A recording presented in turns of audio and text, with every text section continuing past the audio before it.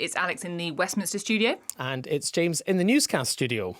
And to help us unpack this first statement we've had from the new Supreme Leader of Iran, Mojtaba Khamenei, is Jane Corbin. Welcome back. Hello, Jane. Thank you, James. Good to be back. Absolutely. And Baran Abbasi is reporter and presenter from BBC Persian. And Baran is with us here as well. Hello. Hello. Hello. So, Baran, I just want to get a sense first of what your initial reaction was when we heard that a statement was coming from the new Supreme Leader, because we were hearing from one of your colleagues from BBC Persian, Siavash, earlier in the week on Newscast, just about how elusive he is and how so many people haven't really heard any kind of sentiment or statement from him. Exactly. So we were wondering whether the statement would be in the form of an audio or video, or would it just be a written statement. In the end, we found out that actually it was a written statement read by a state TV presenter. So because there have been a lot of speculation about his health, state TV had said earlier that he was injured in the attack that left his father, the previous Supreme Leader, dead. So we really don't know what his health condition is at the moment, where he is, whether he's hiding in a bunker or whether he's in a hospital. So the statement did not really put an end to those speculations. We still don't know even whether this statement was made by him or someone in the IRGC, the Islamic Revolutionary Guard Corps, who would put out a statement on behalf of him to just maybe put an end to the speculations, but I think it just backfired. I mean, I think that is the starting point here, isn't it? Is we don't know if this statement is real, but we're going to have to proceed for the purposes of having a discussion about what's in it here on Newscast, as if it is real and as if it does represent the position of the Supreme Leader of Iran. But I think it's really important, Baran, and you've done it, to put that caveat right at the start here, is there is a very big question mark hanging all over all of this. Although when you read it, if as you say, we take it as a given that this is correct and it has come from him or at least been sanctioned by him, he does actually say some quite personal things in it. I was surprised to read that he said that he had the honour of seeing the body of his father, the previous Supreme Leader, Ali Khamenei, after his martyrdom, and his uninjured hand was clenched in a fist. Now, that could just be propaganda to say, he was so strong and he went down fighting. But he does refer to seeing the body. And there was a lot of speculation at the time. Was Mojtaba himself somewhere else? Was he injured? Was he killed? Whereas maybe that's there to show that he not only was there, but he saw his father's body after the Israeli strike. And he also talks about his sympathy with the families of the noble martyrs, as he calls them. And he talks about his loyal and dear wife, who was martyred, and his sister and a husband of another sister. So there is some personal content in there, as well as a lot of other things, which maybe is for real, or maybe it's designed to make it look as if it really is him. In terms of some of the, I've read the statement as well, I've read a translation of the statement as well. In terms of some of the other sort of lines that really stood out, there was some information there about how he said he found out that he'd become the Supreme Leader of Iran. And he said he learned about the result of the vote of the esteemed assembly of experts, in the statement, at the same time as everybody else, effectively, through the state television channels. I'm just wondering, is that kind of normal? I mean, what do we know about the process, or how he might have been told that he'd been chosen? It is not normal at all, because there is a procedure to how the Supreme Leader is selected. It is the job of the Assembly of Experts. It comprises of 88 clerics that have been chosen by the Supreme Leader. So when he dies, then the next Supreme Leader is supposed to be chosen by that assembly, and 2/3 of them need to vote for the person who is going to be the Supreme Leader. And they need to meet in person. And none of those procedures seem to have been followed, because there was no report of the assembly meeting in person. Their place where they meet was bombed by Israel a few days earlier. Also, he does not meet the requirements in the Constitution for the Supreme Leader. He doesn't have the religious qualifications. He's not a grand Ayatollah. And although his father fell short on that score as well, but he falls short even more than his father. And he's also, the Islamic Republic was founded on the idea that the fate of the whole country would be placed in the hands of the most distinguished Shia jurist, which Mojtaba is nothing like that. And also the concept of hereditary succession was something that was rejected by the founders of the Islamic Republic. Ayatollah Ruhollah Khomeini, the first supreme leader, rejected the idea of hereditary succession as something evil. Because that's what they were getting rid of. Exactly. They got rid of the monarchy and they made fun of the hereditary monarchy. Even his father, apparently, Ali Khamenei, was against the concept of creating a dynasty and have his own son take over. And yet this is what happened. And we do know that the process of choosing and announcing him was very drawn out, obviously not surprisingly, because they were under attack. And as you said, Baran, the place where the Assembly of Experts met was bombed. But even so, it took a while. And most people believe that there was, in fact, quite a struggle between the moderates and the more extreme wing, the Islamic Revolutionary Guard, who were very much wanted Mojtaba. He was their candidate. And the moderates who were saying, look, let's be wise about this. Let's try to, improve the situation. So I think that the fact that he didn't seem to know, or he's saying that he didn't know until the broadcast was made and the people learned at the same time, that could be a little bit, that might not be true. It might just be a reflection of the fact that the struggle went on for a long time and nobody could actually announce that he was next because it wasn't agreed for some time. In terms of the way that he is responding to the US-Israeli war in Iran, it is the key points. It's about saying that he thinks the Straits of Hormuz should remain closed, the continuation of the Straits of Hormuz, urging what he calls the sort of regional friends, so those other Gulf nations, to close American bases there. I just wonder what your interpretation of what kind of action we're likely to see, if any, as a consequence of that. In terms of action, I think it's just Iran is trying to project defiance and continuity, basically. So Iran knows that it is no match militarily to Israel and America. So it's trying to draw out this conflict by widening the scope of the conflict, by raising the stakes for Donald Trump, hoping that he would pull the plug on the war, just as he did last year with the Houthis, when the war with those rebels who are also proxies of Iran proved costly and unwinnable. So Iran is trying to say that it is able to drag this conflict out for as long as it wants to. And it believes that Donald Trump is looking for a spectacular and limited campaign rather than an open-ended campaign. So this is just the continuation of what we've seen. That's why Mojtaba is considered only as a figurehead, even if this statement is released by him. It seems that the IRGC, the Islamic Revolutionary Guard Corps, is actually running the country, and the leadership is moving away from the civilian leadership to a militarized form of government. Well, let's talk a little bit more and try to explain to newscasters what might be going on here in terms of that response. And maybe we can break it down into a few things. There's the Straits of Hormuz, there's the bases, and then maybe come back to the people of Iran. But let's talk about the Straits of Hormuz, yeah. Jane, because is this the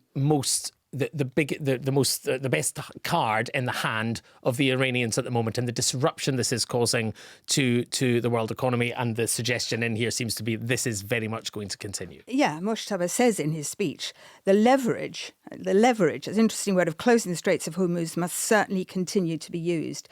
And also, he rather threateningly says that there are studies regarding the opening of other fronts where the enemy has little experience and would be highly vulnerable and activate them. So you think, yes, he's talking about the Straits of Hormuz, but he's sort of threatening other things. And you have to think that from a Western perspective, or the countries around, that could mean terror attacks. It could mean anything. But there are a lot of threats in here. And of course, he understands the economic leverage behind the closing of the Straits of Hormuz. I think 6 ships have been hit to date. And we've seen the price of oil shoot up, well over $100 a barrel, fallen back a bit and then back up again. And he knows that is a strong leverage. And I absolutely agree with you, Baran, that it seems like it's the IRGC speaking, not him, not a politician, because they are talking about what else to do, how else to exploit the vulnerabilities of the enemy. So it's very much, apart from the usual things that he says about his father, many of which we've heard before, the rather flowery language, it's quite tough in terms of a sort of military response and what should happen. And the Gulf states, right up there, warning them, the 15 countries that share our maritime and land borders, you better close US bases, because I'm very sorry, he apologizes, but we've got to continue hitting you. And that, of course, will impact the oil price and the economy in that oil-producing region. So that's always been assumed that it was part of a very sort of deliberate strategy, this idea that the sort of maximising the economic impact, but also drawing in those neighbouring countries. I just wonder, this sort of plea, if you like, in this statement from the Supreme Leader to those neighbouring countries to close down the bases. Do you think that's going to have any impact? Is that going to, are they going to respond in any way to that? Regional countries have been trying to mediate between Iran and the US and trying to prevent this war in the first place. And at the moment, they think that they're just caught up in the conflict, in the middle of the conflict, and they cannot, they don't have the leverage to basically close those bases, because this is actually standing up to Donald Trump, and I don't think any country in the world at the moment would want to do that. And in terms of Iran, it has been a coexistence with the neighboring countries to some extent, but they haven't had extremely good relationships. Iran and Saudi Arabia, for example, have been fighting a proxy war in Yemen for a few years, and so I don't think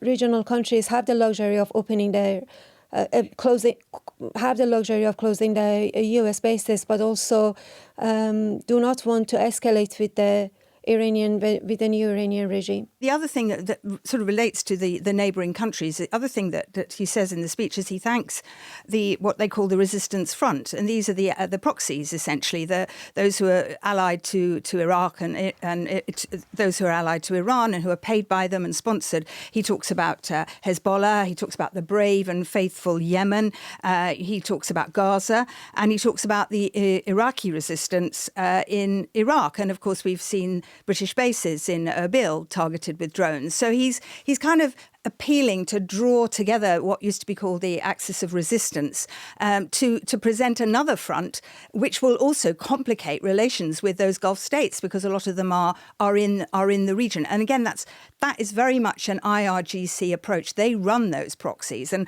when I read that, I sort of feel I'm listening to the IRGC rather than to a political leader, if there were such a thing, a political leader in Iran. In the statement of resistance, he repeated the commitment to the destruction of Israel, but didn't say anything about the development of Iran, a better future for Iran. He didn't promise opening of the economy to the world, something that the majority of the Iranian people are suffering from. The economy is in shambles, and that's what triggered the latest round of protests in January. He does not reach out to all Iranians, only those who supported the regime, those who took to the streets and mourned the Supreme Leader and the rest of the commanders who died in the Israeli and American attacks.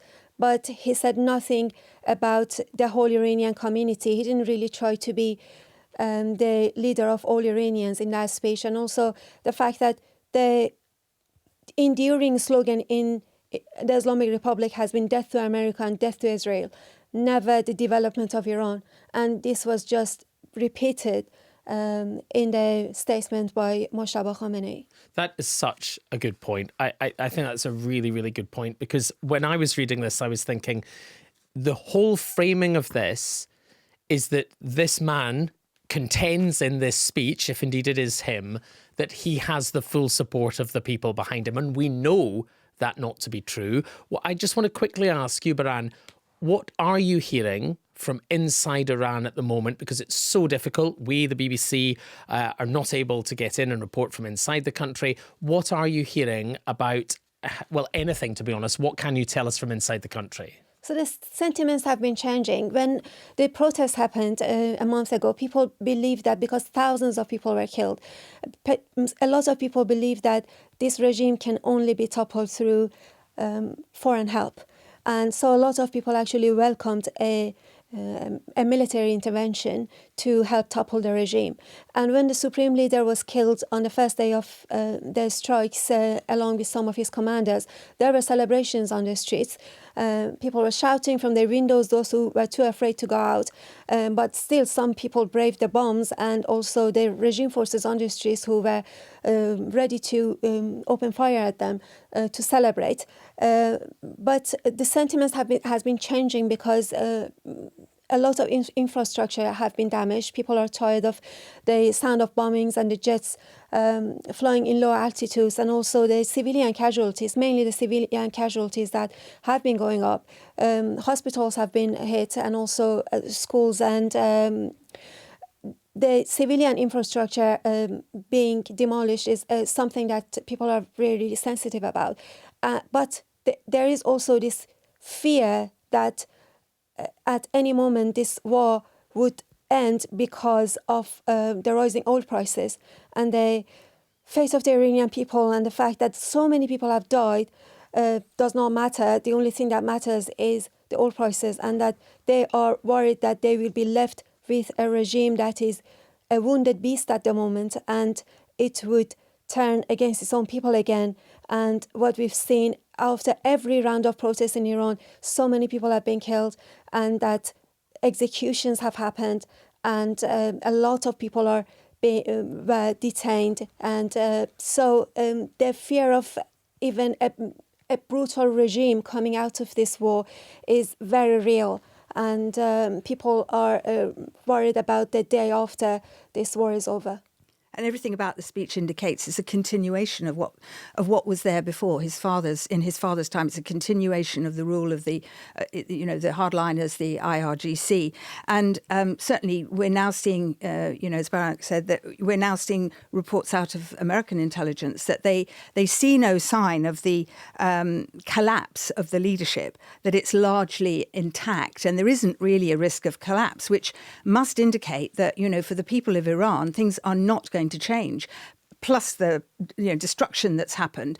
And they're really walking a tightrope at the moment, because the regime is not going to fall. The people are not going to rise up, as both President Trump and Benjamin Netanyahu have urged them to do. So what will they be left with when this a new Supreme Leader, if he ever actually appears, or if he actually ever is present, when he really takes the reins and essentially the Islamic Republican Guard are given free rein to be very, very tough? And then, of course, at the same time, what we've got happening right now is that we've still got continued US and Israeli strikes in Tehran. We've got Israeli strikes in Lebanon. We've got Iranian strikes apparently on shipping. And we've got reports on top of all of that there's British troops have come under attack from Iranian drones at a US base in northern Iraq. Can you just sort of bring us up to date on where we are with what's currently happening? Well, we've seen a fresh wave of strikes every day. You hear President Trump or Pete Hegseth, the Defense Secretary, War Secretary, saying today's going to be the biggest, we're going to hit the hardest that you've ever seen. And they've said this for about the last 3 days. And the same with Israel. The message is coming from Israel. And Beirut has been really pounded. And we've seen more casualties there. We've seen blocks hit right on the beachfront, right in downtown Beirut. So it's really, really tough. I think there are more casualties in Lebanon after Iran itself. The next highest number of casualties is in Lebanon. And, now there's a targeting of national infrastructure and banks, first of all by the Americans and Israelis, the bank Sepah, which is very, very much the IRGC bank. And now Iran has threatened to hit back at financial institutions in Israel and America. So we're seeing a ratcheting up and probably a widening and no diminution of the scale of attacks. But the question is, Is Trump and Netanyahu hitting hard now in what might be the final days of the war? This is the prelude to stopping it, obviously, as we see the oil price rising. And as we've discussed, what does that mean at the end of the day for the people of Iran? And talking of the people of Iran, this should be a time of celebration. Is that right? Are you coming to the new year? Yes, it doesn't feel like the new year. I'm sure. Inside of Iran, a lot of people are saying that they're not really. How do you call the new year? Nowruz. Nowruz. And that would be starting around now. And what would it normally be like in Iran? I mean, normally is what does normally even mean? But, might it be like in other years? So the Iranian New Year, it's on the first day of spring. And so it's a time of visiting family members and celebrating the spring by setting a table that has symbols of the spring and a new life and the rebirth of nature. And people visit each other, visit family members. Well, this year, people have not been able to work because of the war. And before that, because of the protests and also because the internet has been down. So a lot of businesses have been suffering. The economy is in a very bad way and people cannot afford buying new items to celebrate the New Year, to buy presents. And also it's a time when you buy new clothes for children. So none of that is happening. And also because there is a war happening, so people are trying to take shelter in Tehran and many other cities. If you see propaganda videos by the Revolutionary Guards, they show underground cities where they are hiding their weapons, but there are no shelters made for the people. So people don't know where to hide, and there are no sirens for the people to alert them that bombing is happening. So people only find out about that when a bomb has hit somewhere. So they are very terrified. There is no one even thinking about the new year at the moment. And so the people are just trying to survive the current situation, and the regime is also trying to live to fight for another day. Yeah, quite. Baran, Jane, thank you so much for being here and sparing your time and just talking us through all of that. Really appreciate it. Thanks, Alex. Thank you for having me. Now, we've had a question from Kerry, who's been in touch via WhatsApp. Thank you very much, Kerry, for your message. And it's a very interesting question. Kerry says, how might the war in the Middle East, which we've just been talking about, affect the war in Ukraine? That is a great question, Kerry. Thank you for getting in touch with it. We thought, who better to call up? We promised you him, and we've been in touch with him. And it is, of course, James Landale, who is in Kyiv at the moment and can try and help us answer Kerry's question. Hi, James. Hey, Alex. So, James, just give us some ways of thinking about this. Is the war in Iran having an impact on the war in Ukraine? Well, what's been really interesting has been the slightly sort of mixed response, certainly from here in Kyiv, about whether or not, there are some positives and whether there are some negatives. The negatives are probably more obvious. So as a result of the war in Iran, in the Middle East, as we've seen, there's been a surging oil price. And that helps Russia's war machine. Russia requires the highest possible price it can sell for its oil on the global markets. And even though there are sanctions and there are price caps and all manner of ways of trying to reduce the revenue Russia gets, if the basic price of crude oil goes up, then that fills Russia's coffers, that helps fuel its war machine. And that is a net positive for Russia. There's also the question about air defences. If the Gulf countries are firing off all manner of air defence missiles and drones and whatever they can to keep their skies safe, that means there are less to use here. That means it's harder for Ukraine to buy air defences if other countries are saying, well, my stocks are a little bit depleted or the price of them goes up.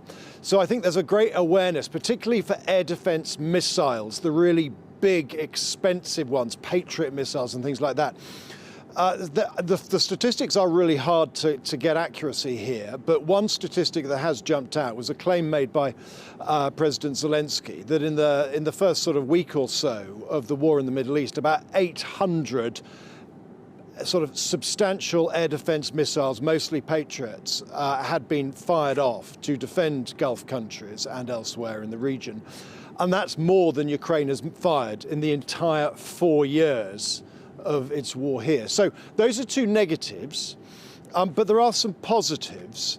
And I think that's where there's some really interesting debates going on. But overwhelmingly, it is about what help Ukraine can give to the region in terms of offering not just cheap sort of drones that can help the Gulf countries defend themselves, but also a way that Ukraine can sort of change its status, if you like, as being a sort of victim or a receiver of Western help, to being a sort of independent security player that can help allies in their time of need.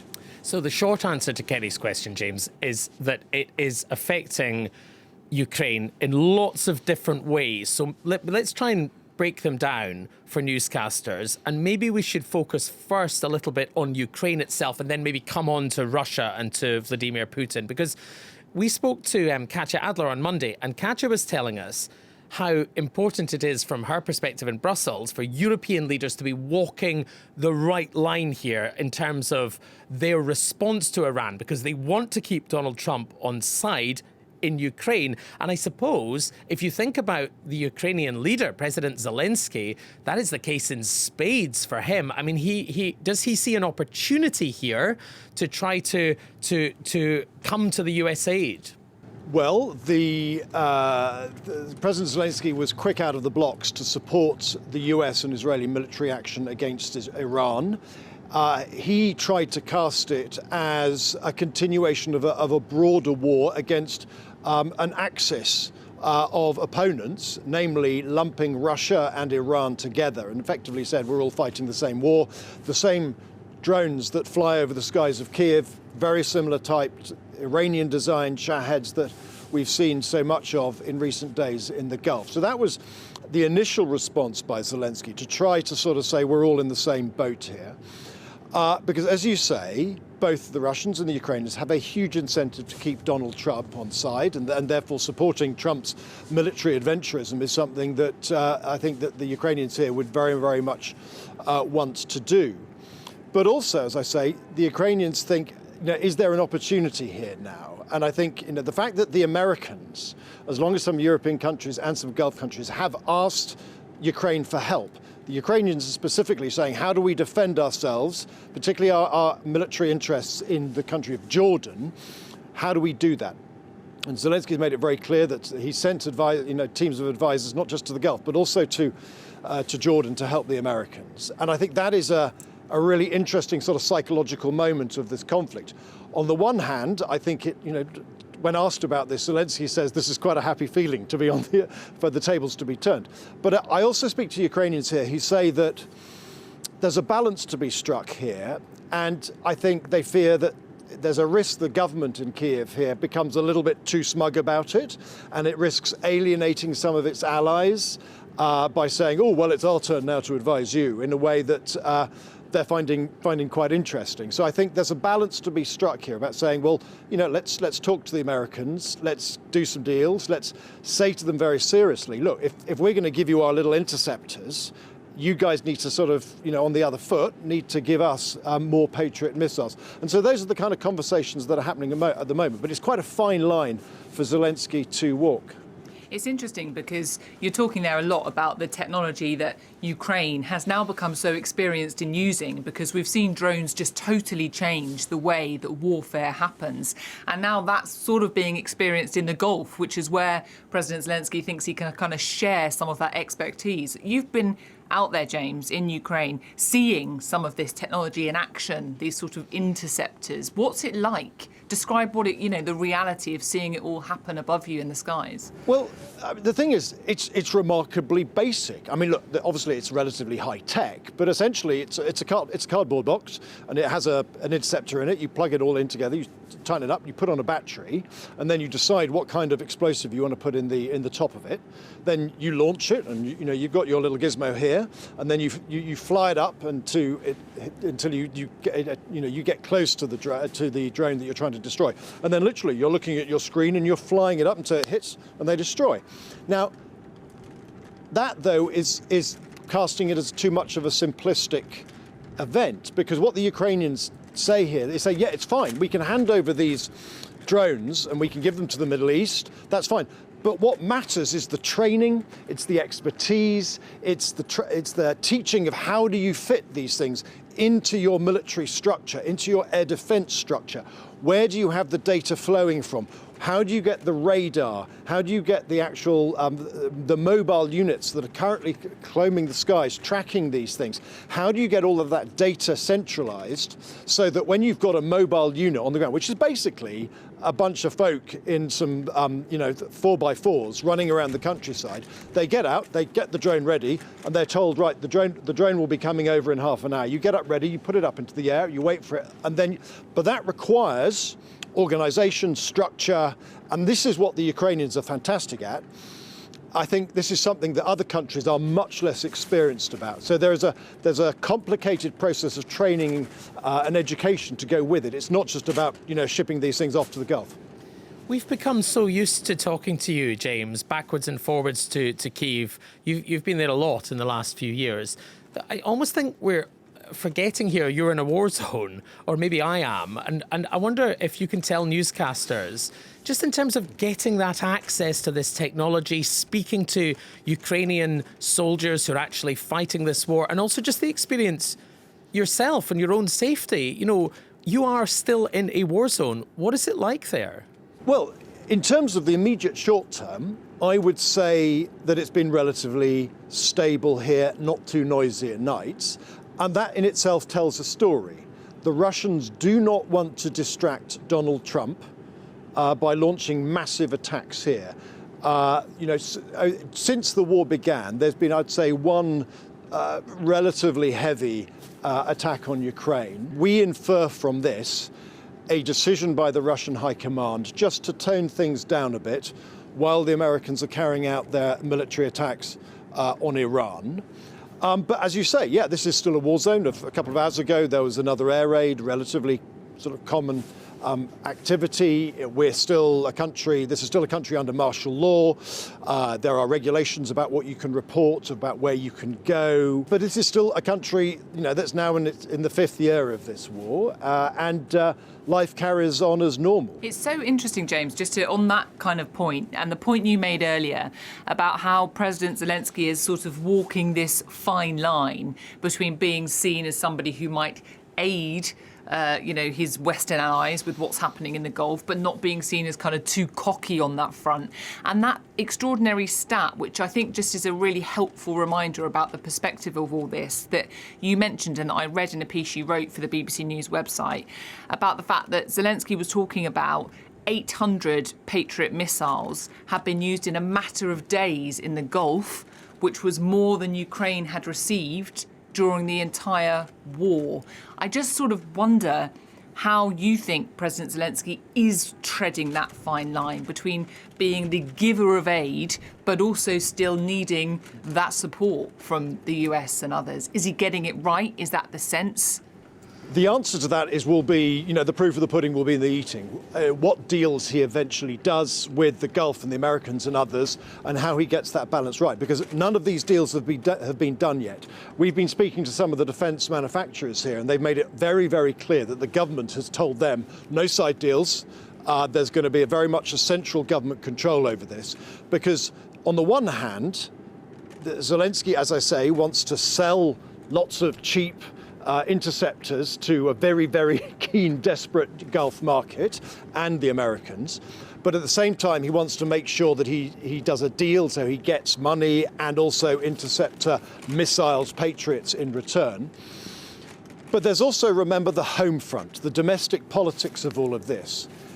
Zelensky does not want to get into a place where voters here in the streets of Kyiv and elsewhere, and also soldiers serving on the front line, start asking fundamental questions about saying, well, why is the government handing out all of these interceptors to the Gulf when we need them here? And that's a very, very hard balance to strike. Now, if you talk to the defence manufacturers, they're pretty confident that they can scale up this production quickly once they get the orders, once they get the funds in place. But equally, I think the government will be very, very wary of facing accusations that somehow it's selling the shop to the Gulf and leaving Ukraine vulnerable to Russian attacks in the future. What are the other implications then, James, for Russia and for President Putin in terms of his involvement or otherwise in the US-Israeli war on Iran and his relationships particularly with Washington? Where does all of this leave Putin? Well, as we've seen at the beginning of the attacks, the Kremlin put out some, moderately critical remarks about the attack and the war. But since then, it's been remarkably a sort of sotto voce response, I would say. The Kremlin has been conspicuous in its silence, and that's because it's very clear the Russians want to stay out of this as much as possible, because Putin's primary aim appears to be keeping on side with Donald Trump. And so even though some Western analysts have been saying, this is terrible for Vladimir Putin because, he's lost his ally in Syria, he's lost his ally in Venezuela, now he's lost his ally in Iran, that, sort of this axis of support that Russia has been part of, is crumbling. Actually, essentially, Putin's central prize is this war. This is what he's focused on. So at the moment, it seems that Vladimir Putin does not want to get into a place where he's incredibly critical of the Americans. And to a certain extent, that's paying off, because whenever the reporters in Washington have said to the administration or to Donald Trump, look, what about all these reports about Russia helping Iran with its targeting? The American administration has just sort of dismissed that as, that's not important. So to that extent, it appears as if Putin's strategy is working. It's interesting. I was Steve Rosenberg, the BBC's Russia editor. He's written a piece about the idea that actually President Putin, there may be some diplomatic and economic gains for Russia from the war in Iran, because we've already seen President Trump talking about the possibility of easing some sanctions around Russian energy. And I think there's even been a temporary wave of sanctions on India, which has been buying Russian energy. So is there scope, actually, aside from the kind of diplomatic aspect, for an economic benefit for Russia from all of this? Well, it seems pretty clear that the administration in the States are really worried by high and rising oil prices. They've been very, very keen to try and put out messages to try and calm markets and reassure the oil world. It hasn't worked so far, and I think that even if the G7 and others agree to flood the market with a bit of oil, that hasn't changed much. So I think the Americans will be looking for other ways of reducing pressures on oil prices. And if that means lifting sanctions on the Russians, clearly it's something that the administration has or is considering, because they've been talking about it. So much so that President Zelensky here has warned against it, made it very explicit, saying it would be a huge blow to Ukraine if sanctions were lifted.